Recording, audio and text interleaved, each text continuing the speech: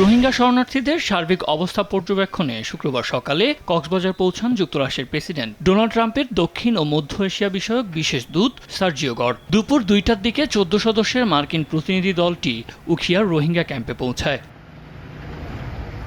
এরপর ক্যাম্পটির watch tower থেকে রোহিঙ্গা ক্যাম্পের পরিস্থিতি পর্যবেক্ষণ করেন তারা। পর্যবেক্ষণ শেষে মার্কিন প্রতিনিধি দলের সদস্যরা 6 নম্বর রোহিঙ্গা ক্যাম্পের বিডিআরসিএস পরিচালিত হাসপাতালের চিকিৎসা কার্যক্রম ঘুরে দেখেন। এ সময় হাসপাতালের রোগী, নার্স ও চিকিৎসকদের সঙ্গে কথা বলেন তারা।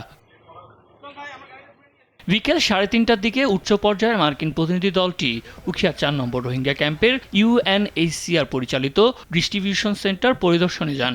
সেখানে দলটির সদস্যরা রোহিঙ্গাদের বিতরণ কার্যক্রমের খোঁজ খবর নেন। বিকেল 4:15টার দিকে উখিয়ার 4 নম্বর রোহিঙ্গা ক্যাম্পে মার্কিন প্রতিনিধি দলটির সদস্যরা জাতিসংঘের বিশ্ব খাদ্য কর্মসূচি পরিচালিত খাদ্য বিতরণ কেন্দ্রে যান। খাদ্য বিতরণ কার্যক্রম পরিদর্শনের পাশাপাশি রোহিঙ্গাদের সঙ্গে কথা বলেন তারা।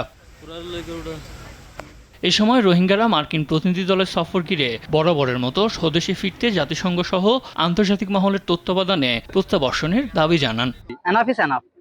আর রিফিউজি বনি বাংলাদেশের ক্যাম্পের মধ্যে থাকিতে নচাই আর কানস জমিনি আনরে সেফ এনভায়রনমেন্ট করে এখন যাই বললা রেডি আছে হতে নিচে আনরে এক্সপোজ করি পাল্লা আর আজিয়া জমা আছে রিফিউজি লাইফ ইয়ান নচাই আর নিজ দেশের দায়ের ওয়াপে যায় আজাদির সাথে বসতি করি পাল্লা আর ইয়ান দাবি গানি আন যায়।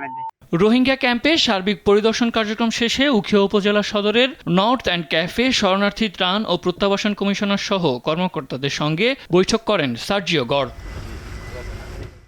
বৈঠক শেষে শরণার্থী ত্রাণ ও প্রত্যাবাসন কমিশনার মোহাম্মদ মিজানুর রহমান সাংবাদিকদের বলেন, রোহিঙ্গা সংকট সমাধানে বাংলাদেশের পাশে থাকার কথা জানিয়েছে সার্জিও গর্ডের নেতৃত্বে আসা প্রতিনিধি দল। যুক্তরাষ্ট্র সবসময় এখানে এক নম্বর দাতা দেশ হিসাবে কাজ করে আসছে 2017 সাল থেকে।